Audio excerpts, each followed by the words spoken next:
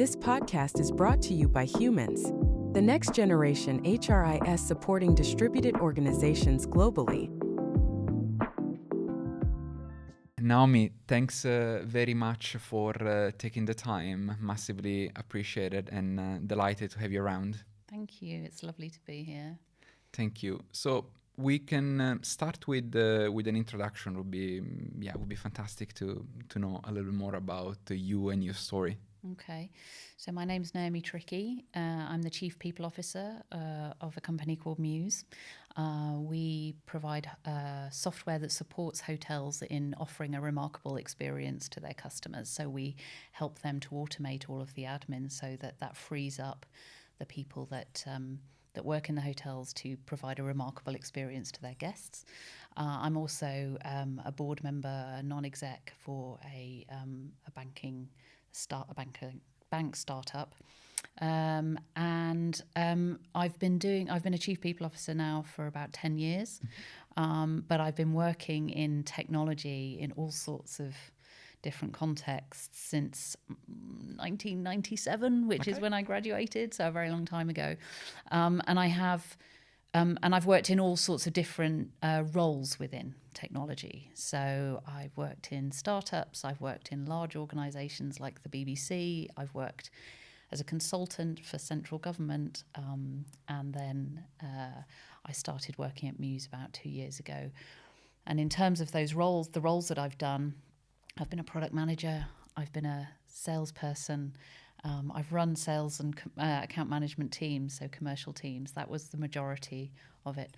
So I've done a bit of everything, sort of everywhere, and I've always pretty much worked globally. So there's always been a kind of international element to what I do. The first curiosity I have there is how the transition happened from a commercial role to a people role. Yeah, I get asked that question a lot, and I'm a bit of a hustler. So I was thinking about this last week, actually, about the sort of intersection between luck and opportunity, and I've had a lot of both in my career. So I started working for my first software as a service, first SaaS company, about 12 years ago and 13 years ago. And I was running a small sales team that grew to be about 45 people. So I was running the commercial, the revenue for them for EMEA. And we had a chief people officer. It was our first chief people officer. But that didn't work out. And I was kind of thinking, what's next for me? I knew we were at the stage where we were going to hire a chief revenue officer. I knew that wasn't going to be me. It oughtn't to have been me. It shouldn't have been me. And I needed to think about what was next for my career. And when the guy who was going to be our chief people officer left after a couple of months, I was like, maybe I could do that. And because I'd been with the organisation for 3.5 years by that point, I'd actually managed quite a lot of the people. I'd found myself doing a lot of people-related work. Here's a difficult team. Here's a difficult people-related problem. What do you think? And so I went and talked to the CEO and I said, I'd love a chance to try that role. And he went away and thought about it. And thankfully, and I will always be grateful to him for this, he gave me the job. And so I came back after Christmas as the chief people officer, and that was it. I have no HR qualifications. The people in my team are vastly more qualified than me. But now I've discovered that being a chief people officer is kind of the work I was always meant to do. And in fact, the board work that I do, I'm the chair of the People and Governance Committee. So that's remuneration, nominations, the people stuff. So I'm a thought partner really for the chief people officer in that. Anything that is, so special for you about the role? Like, you're extremely enthusiastic about it. So. Oh, I love it. I do love it. I think it's the... what do I love about it? Gosh, the context switching. So you can get involved in pretty much every aspect of how an organisation is run. I'm fascinated by organisational design and the relationship between the organisation and its people. I think of organisations as systems, and as such, the relationship that someone has with the organization is part of that system.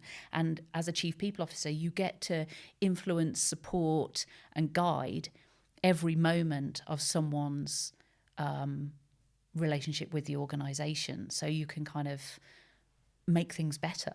And you can also help to optimize that experience as a chief people officer. So one day I can be talking to a chief revenue officer about how to, build a sales organization, and then the next day I can be dealing with a performance issue in the tech team, and then another day I'm, acting as a sounding board for the CEO and the founder about something they want to change in the organization. So it's a hugely varied role, and it's influential, but in quite a quiet way. I'm not interested in being front of house. I've done it. I can sell, but I like the behind the scenes nature of it. And you've been part of a number of organizations that experience a substantial level of growth and change. Yeah. What's your perspective on the role of the CPO in the context of building teams, scaling organization, impacting culture? It's a critical role. And I think when I first started as a chief people officer, there was a view that chief people officers somehow had to justify their position at the table. Fast forward to now, and most organisations couldn't imagine not having a chief people officer or a head of HR, depending on how you define it, to act as a sounding board and coach and guide and thought partner for the CEO and the founder, but also that organisational design piece. They kind of they wear both hats. And I think I love working in fast growth organisations because I thrive on change. But it's really important as a chief people officer to recognise that change is hard, and not everyone experiences it with the same degree of comfort. And so my role is also to provide a support mechanism through my team for the rest of the organisation. So, and then on a more practical level, it's also about hiring people. Yeah. So we've hired at Muse 500 people this year. So it's about hiring them, it's about onboarding them, it's about welcoming them into the organisation, and kind of setting them up for success. So it's a critical role, and it's a very varied role in terms of supporting the How growth. do you actually bring people along with you across the journey where, again, everything in flux, everything is changing, and people maybe have an idea of what to expect, but the reality when you're actually in the company building, and it's very different, right? So how do you... It is very different. I think there are two main things. One is you give them, well, they're sort of related actually. You make sure that the vision and the mission is clear. And so you give them something to believe in and focus on.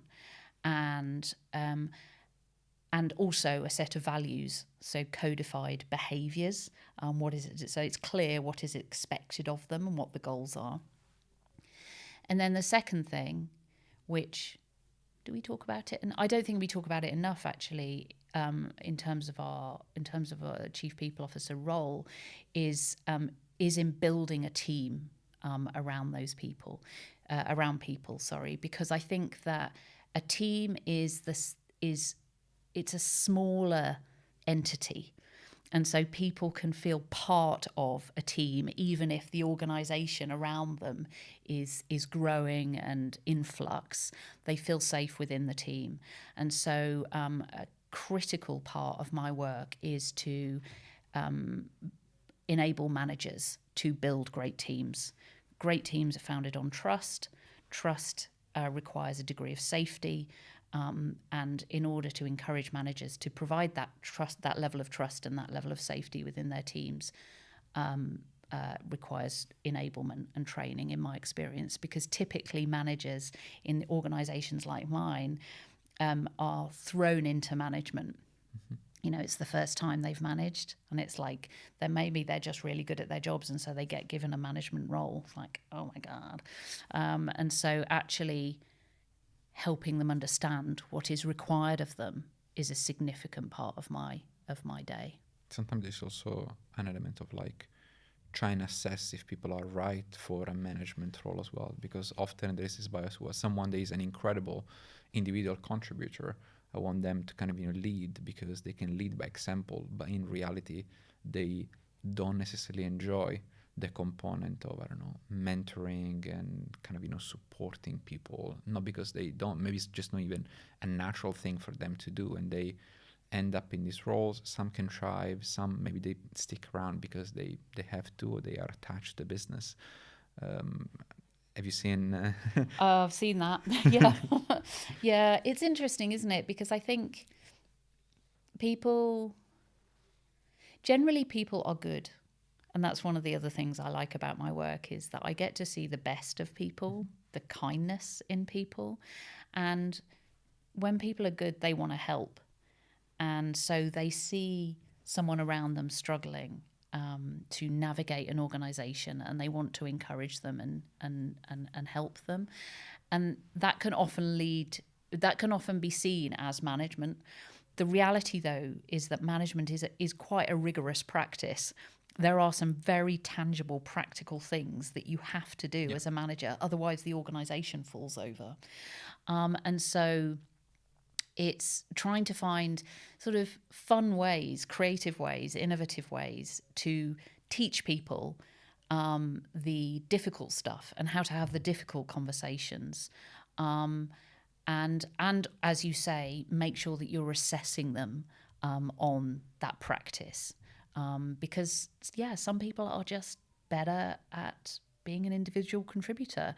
And what we do at Muse is we have 2 tracks. So we have the standard individual contributor track, where you can continue to progress within your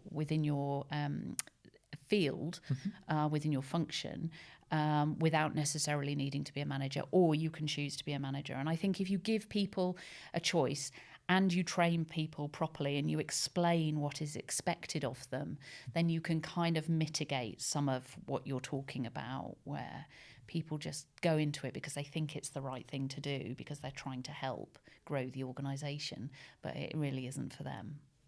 At Muse, you introduced this new concept of constitution, which is a fascinating concept. And your idea there is to kind of, you know, transition people from just be a passenger as part of the journey to kind of more of an active contributor that can actually make a massive level of impact. Like, can you tell us a little bit more about what's the Constitution, why you come up with this concept, and in practice, like what does it mean? Yeah, thanks for asking about it. It's one of the pieces of work I've done this year that I've enjoyed the most, actually, because it marries the theoretical with the practical in a nice way. So, as organisations grow, organisations are often founded on the stories that the founders tell. And you're smiling because I know that's where you come from. And those stories are brilliant, and they're exciting, and they get people excited, and they get investors excited, and they get the first tranche of employees excited. There's a concept, Dunbar's number. It's 150. Once you get past 150 people, any kind of any concept, one person cannot continue to be the guiding sort of the key anchor. The key anchor, exactly, for that group of people. You need to start telling a different story. You need some guiding principles, and that's when people start to write out their values. That's where religions come from as well, by the way. So people write out their values. Muse wrote out their values a few years ago, about 5 years ago. The company's been around for 12 years, so they'd gone way past Dunbar's number. We needed a refresh. The founder is a big history nerd, and he loves the idea of particularly American history. And also there is, within our culture, we believe we're very interested in where people come from. And we don't believe in throwing away history. What can we learn from history? So Richard, the founder, and I started talking about it. He said, I just love constitutions. They bring together these kind of guiding principles, but also this respect for the past. I'm like, okay. We started talking about creating a re-articulation of the values, because whilst we like the DNA of the founders and that story, we needed something new. And I said, I think this might be the moment for your constitution. A constitution, at least the American Constitution, was designed to transform the people within America from being subjects, i.e. subject to a monarch, to citizens. And a citizen has a voice. A citizen is vocal. A citizen has an opinion. And so whilst obviously we still respect the past, we respect Matt and Richard, the founders, the CEO, what we wanted was to capture the feelings, the values, the behaviours of the rest of the organisation in order to move forward together, really, with a new set of well, they're articles actually, they're not values. Beautiful. And in this type of context and with this setup, how do you ensure that the incentives are aligned across the organization and the employees? The simplest way is that you incorporate measurement of behaviour against the Constitution. And so you have, as part of a performance review, to what extent and in what way did you align with the articles of the Constitution. And obviously the output of a performance review relates to incentives and pay. And so we see people who are doing very well in their performance reviews, they're typically more aligned to the Constitution. Does that answer your question? Yes, absolutely. And how do you then ensure that the behavior is actually translated in autonomy, impact, and meaningful quality of work? Yeah, it's a work in progress is the really honest answer, because I don't think you just dump values on an organization and tell them to make it happen. And so what we have, we've published it. It's on our website. It's freely available for anyone to go and have a look at. And what we have are the articles and then what this means in practice. And then we have a toolkit for managers to run a what this means in practice session with their teams as well.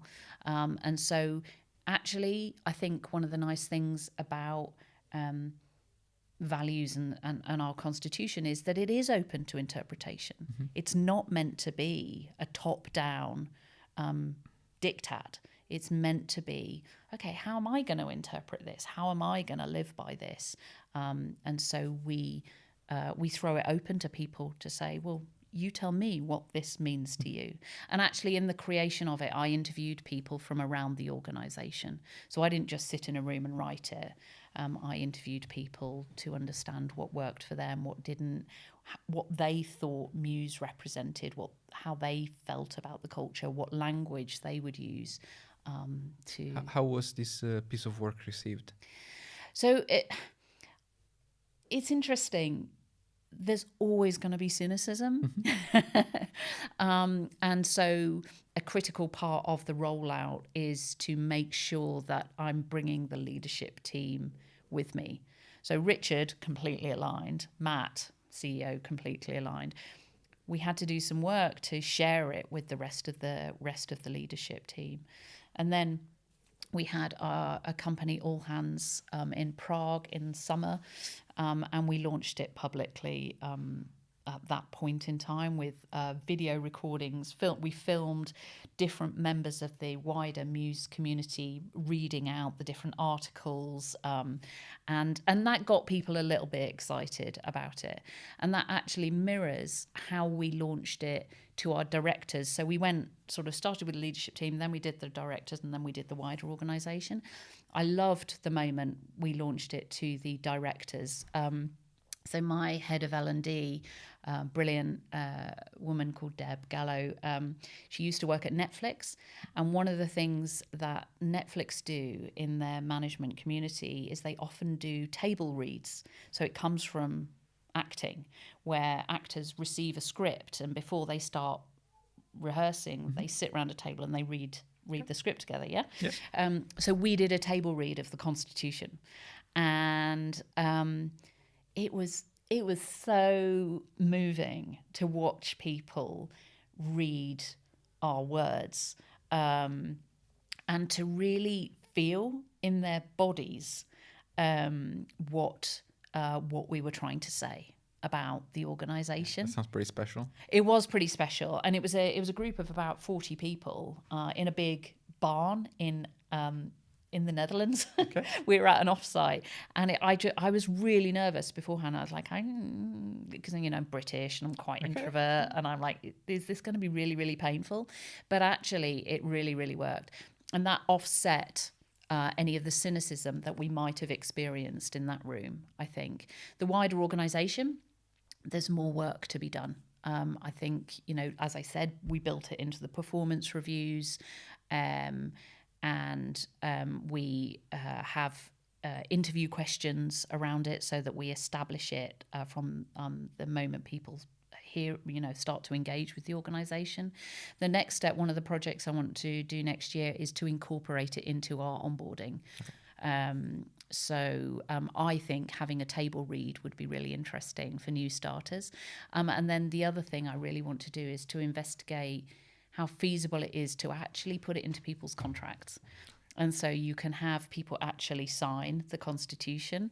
I haven't talked to our legal team about that yet. So they may tell me if it's some big commitment there.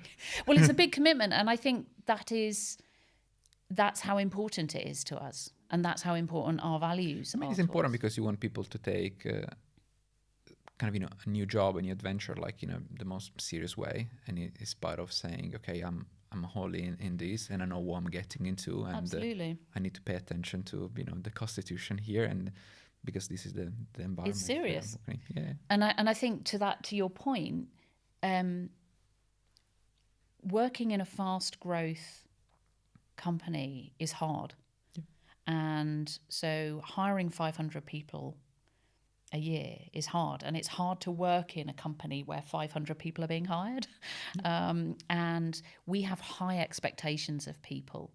We do focus on performance, and we take it very, very seriously. I read something really interesting the other day about how it's good to focus on performances at one end of a spectrum, and at the other end of the spectrum is support. And it's not about just focusing on performance at the expense of support. It's about how do you balance those two things. So focus on support, performance, but provide support as well, because otherwise you break people. And values are part of that support mechanism because they make it clear to people what you expect of them. Yeah, I love the clarity there, because sometimes I feel specifically in the startup ecosystem or landscape, people don't really understand what are the company values or specific behaviors, or the way in which you operate. You might see an incredible logo, a company that is growing, beautiful investors, a substantial amount of capital, and you just believe that he's the right place for you to be, and actually you walk in the organization and you're just not, and that's not right for you. And, yes. And then you kind of, stuck, or things are not going to work out. You need to transition out, and it's very, very painful. It's painful for you, it's experiencing that. It's painful for the people getting involved as part of the hiring process to identify, the right talent, and then you need to kind of, make changes for people that start building relationship as part of, the kind of the people that are joining the organization and so on, and it's pretty, it's just not. It's the also best experience. expensive. Yeah, absolutely. And we I have a big internal recruitment team, and when I started, and they're absolutely brilliant, and I love them, and I love the work they do, and they sell Muse better than any agency ever could. We rarely work with agencies. James Mantle, who runs the talent team for me, does a brilliant job, runs a very tight ship. And it's really important that we give our recruiters the tools to make it very clear up front what is expected of people, because actually we pride ourselves on our recruitment process. We pride ourselves on our cost per hire, which is very low, because we run everything internally. But in order to maintain that, and the board cares very deeply about these things. And so when I When I started, I was constantly asked by the board, why do you have such a big recruitment team? And I place a lot of value on the value that an internal recruitment team can deliver to an organisation, because they can best represent that organisation far better than any agency. They can also help you keep costs low. And the Constitution is a tool that they can use in order to do that. And what you don't want to do, if you're doing a very good job of running an internal recruitment team, is see costs go up, because then you lose the trust of the board and the leadership team. Absolutely. And going back to the Constitution piece, what advice would you give to companies that want to implement a similar mechanic? Maybe there are some core principles that you have adopted there, and specifically for those that want to transition to, let's say, a more kind of a team first type of approach. The very first thing that I think it's important to do is to talk to people from across the organisation, because essentially values are just a collection, or the Constitution, that it's just a collection of words. It's very easy for these sorts of documents to become a word salad, where you just add in things because you think it sounds nice. And then but it never lands in the organisation, because it doesn't reflect how people talk or what people care about. The way in which you understand how people talk and what people care about is to talk to them. Like, it's really not complicated. The second thing that I think people forget to do is take stuff out. And so, again, you end up with a bit of a word salad. And one of the exercises we did as a leadership team around when we were creating the Constitution is something called even overs. I don't know if you've ever come across this concept. We also use it for our prioritization process, actually. The best example I can give you is an Instagram one, where Instagram prioritizes the creation of features that support beautiful videos even over the creation of features to support beautiful photos. And so they want people to make beautiful photos, but what they want more is people to do videos, because that supports their business model. And so they made the tough decision to do one even over the other.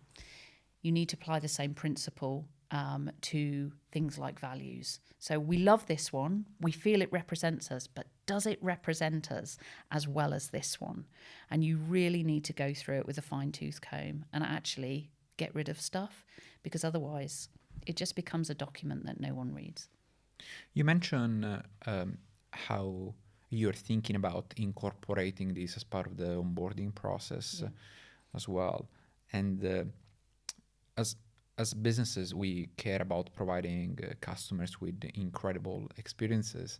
And I mean, my assumption there is you care about providing your employees with an incredible experience there, which starts with the onboarding process, of course. So I'm very curious to learn a little bit more about how you think about providing your team and people with an incredible experience throughout the journey from, again, day one until they would transition out eventually at some point. Yeah, I think it's a non-negotiable for people teams to be thinking about this, essentially.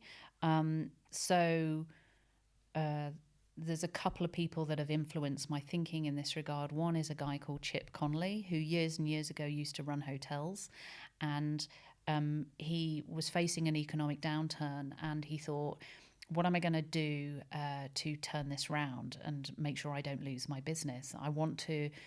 What I need to do is obviously create a remarkable experience for my customers. And what he realized was, in order to create a remarkable experience for his customers, he needed to create a remarkable experience for his employees, because happy, highly engaged people do better work. It's really simple.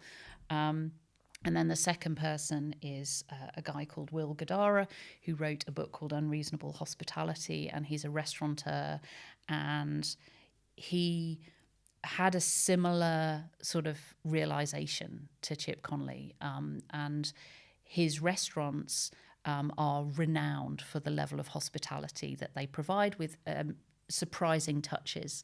And actually, I was in one of his restaurants in New York earlier this year, and I ended up talking to one of the women that worked there, and she was hired by him. And I said, oh, when did you start working at the restaurant? She said, oh, 2016. Like, no one works in a restaurant that long.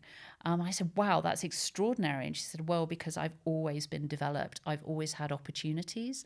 Will hired me, and his fundamental belief was, you have to, if you want staff to create something beautiful for customers, you have to be creating something transformative for them. And so there were always opportunities, there was always exciting work for her to do. And she loves her job, and she's very, very good at it. I had a great time at the restaurant.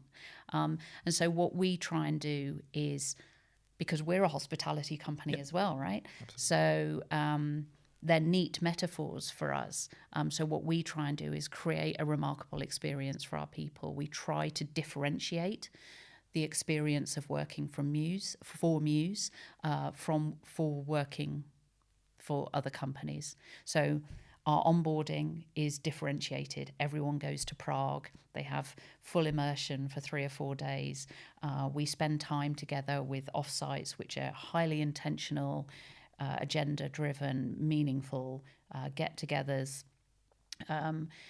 We did MuseCon, which is our biannual conference, this year in Prague, which was 4 days. It was extraordinary, with, festival and music and conference stuff and workshops, and it was, it's a full-on performance, right?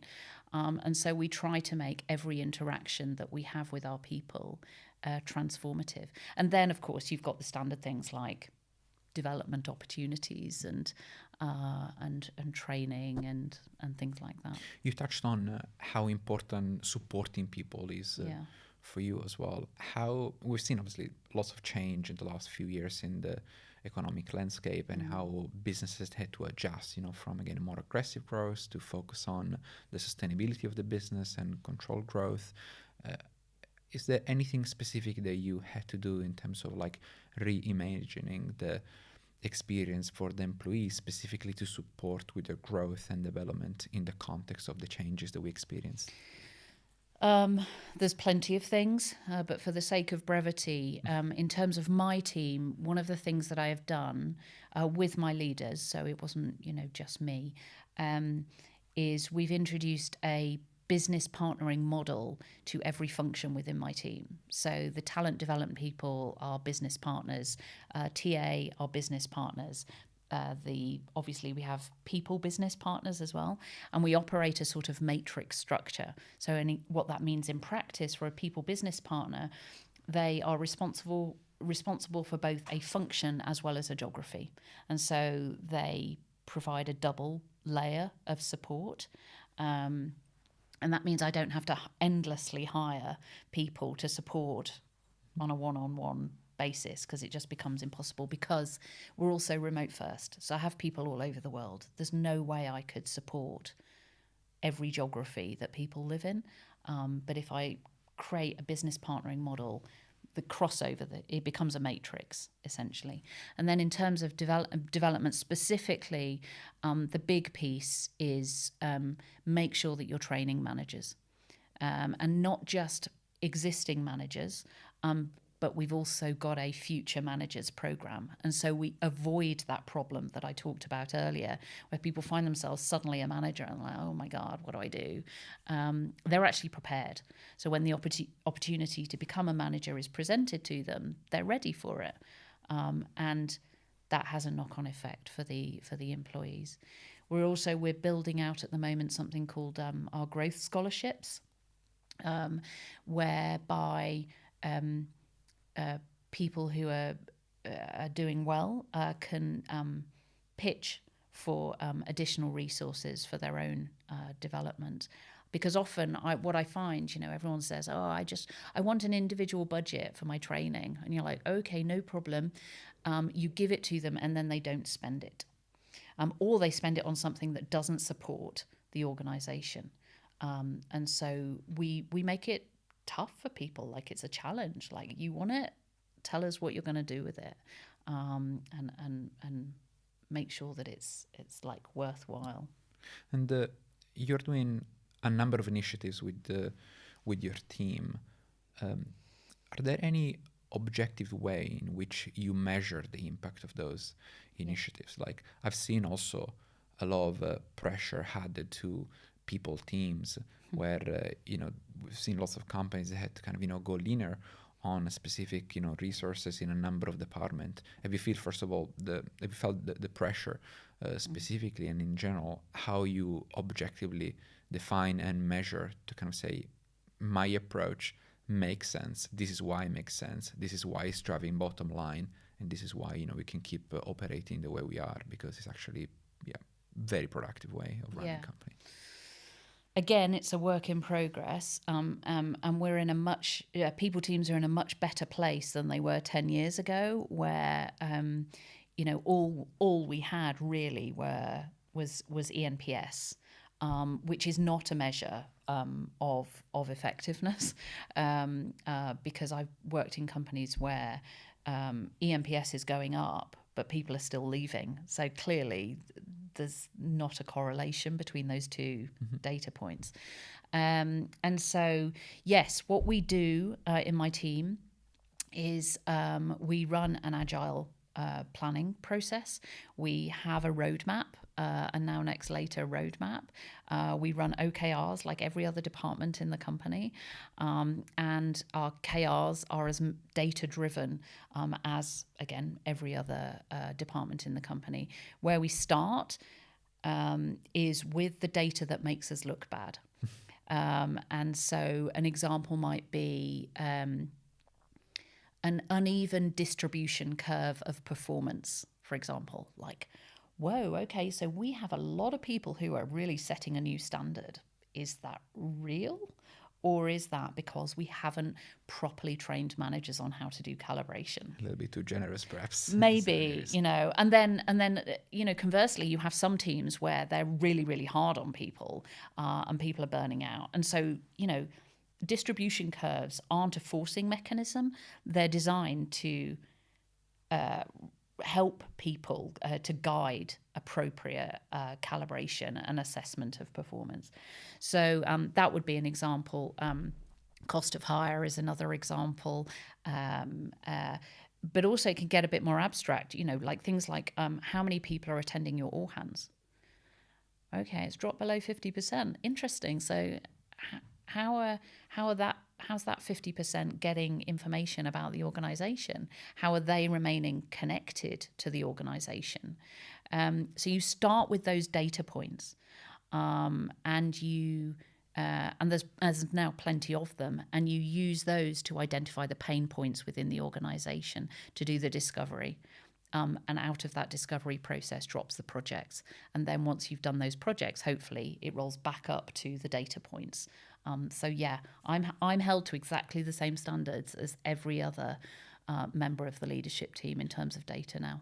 Do you believe the fact that you have a commercial background helped you there? I don't know. I mean, maybe. I think I think the commercial background actually helps me in a different way, which is I'm quite good at sort of storytelling and getting passionate about stuff, and sort of bringing people with me. I suppose it does. Yeah, I do look at the bottom line. Yeah, I do. I look at the bottom line and I look at the top line. I'm quite good on costs, and I'm not a spendthrift. So yeah, it helps me, but it's not the main thing that I get from selling. Anything across your career that really shape the way you are and the way you operate as a leader? I think one of my skills is I'm positive. I'm a positive person, and I get something out of most situations. I'm really curious. I'm really interested in the world. And so I could probably tell you something from every job that I have done, that I have learned and brought with me. Off the top of my head, the one that always sort of stands out for me is my time at the BBC. It's an extraordinary organisation. It's iconic. I was there for 5.5 years and I was a product manager for the BBC News website. So it's, an incredible job, an incredible opportunity. I worked within the tech team, but the work I did as a product manager was actually very, very simple from a technical perspective. Actually, the biggest challenge was the stakeholder management and the level of complexity you have to go through in order to get people to agree to things. Anything innovative at the BBC is really, really hard. And so I learned, and plus I worked for the BBC News, so they were journalists, and journalists are tough, right? Yeah. And so I spent 5 years negotiating with journalists, and so that now I find that quite useful. I'm not scared to talk to people and to dig into problems and to try and bring people along with me. And that's how you manage stakeholders. You bring them along with you, I think. You don't bludgeon them with your ideas. The role of a CPO is very complex, but also, in my opinion, very lonely as well. Like there's a number of a